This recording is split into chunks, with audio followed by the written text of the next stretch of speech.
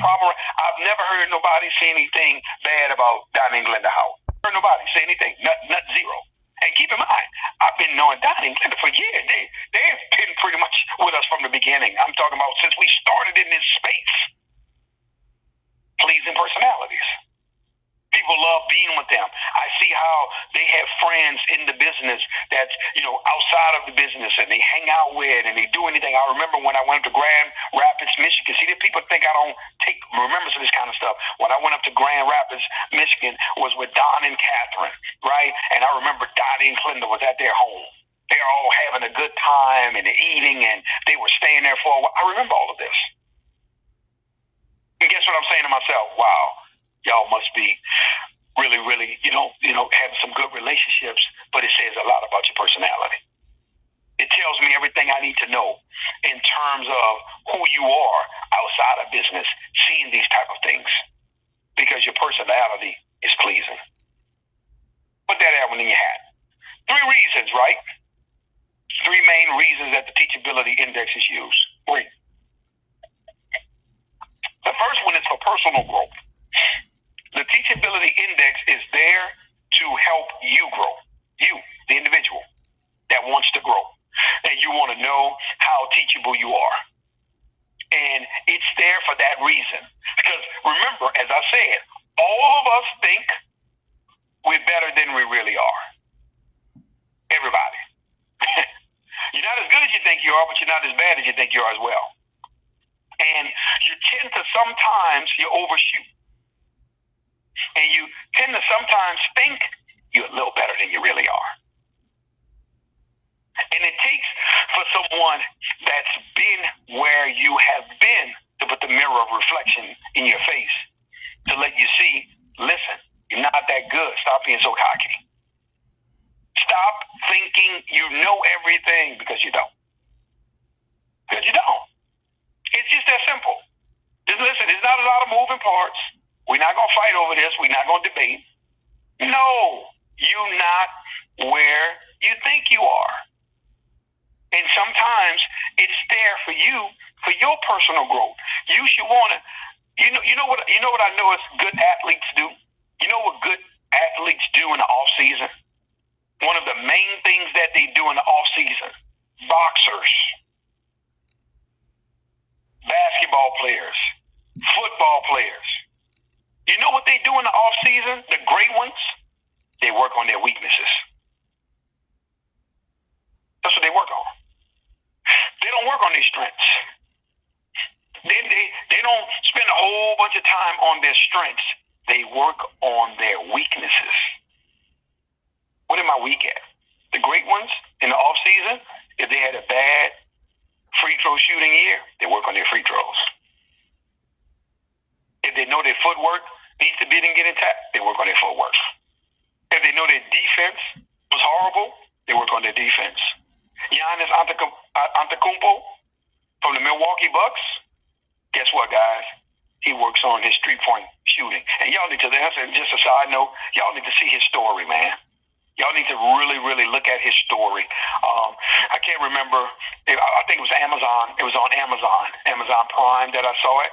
Man, look at that gentleman's story. Giannis Antetokounmpo. I can't say his name right. He's an NBA basketball player. Him and his family are Nigerian, but they end up moving to Greece. And his story is so amazing of how strong. And now I understand why he plays the game the way he does, because he's one of the best players in the world. But I understand now. I got it on why he played the game that he does, why he works so hard, why I truly understand. It was a very inspirational story. It's amazing. I think you guys will really, really enjoy it. And anybody that's been listening to this call any amount of years, y'all know I love documentaries. That's one of my favorites, is a documentary to learn something about someone or something. Man, I watch all types of kind of documentaries. I watch documentaries on history. I watch documentaries on role artists. I'm talking about music. I don't even listen to anything, but just finding out what the person is about and what did they do, how they did it, all of these different things. So my point that I'm making to you all is, it's about personal growth. That's the first thing. personal growth comes from a decision that you have to make to say, I'm willing to grow.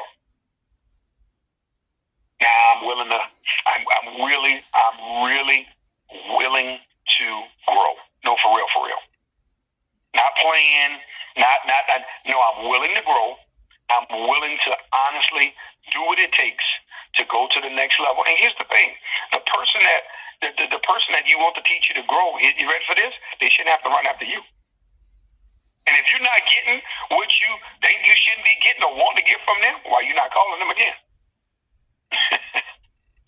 Why are you not on their radar? They don't have to run after you for you to grow. You know, they don't have to run after you. No, you want to grow. One of the things I knew about growth too, what personal growth was, wherever the people I wanted to learn from was, I was there. I'm talking about meetings, events, that type of stuff. I was there. To y'all, a little different from me. I was hungry to succeed. I was hungry. I was hungry to succeed. I never missed. Remember, I came into this space October of 2006. So this October made 19 years.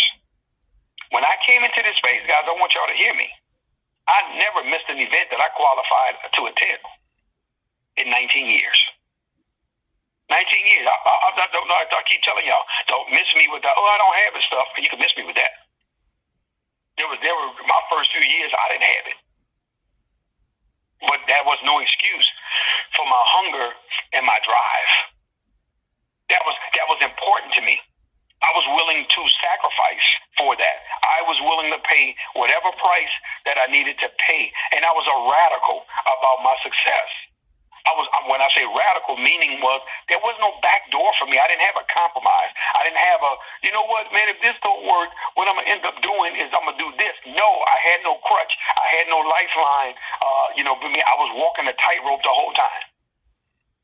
I have no backup. I didn't have a second job. I wasn't doing a second job. I wasn't being an entrepreneur and I had this at night or whatever. No, it was all or nothing. My entire 31 years. My entire time I was in this industry, that's all this was. I want to succeed.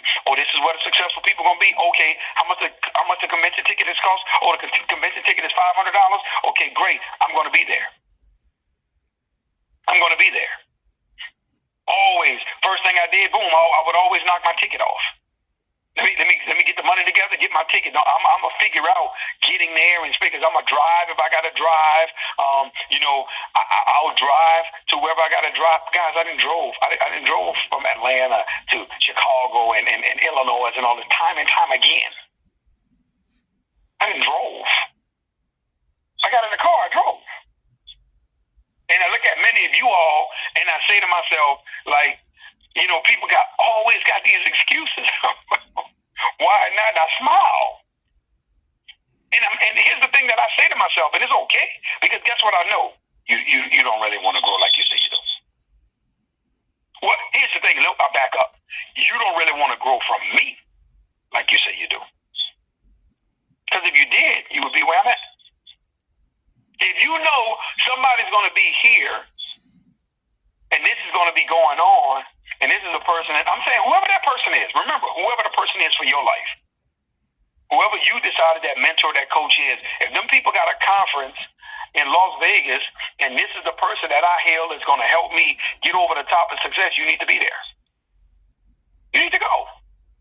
You need to put the money aside. You need to figure it out, because once you do that, then I used to work on, my driving or whatever, plane ticket, hotel. I never sweated that too hard because I'm knowing I will pile up in a room with somebody with no problem.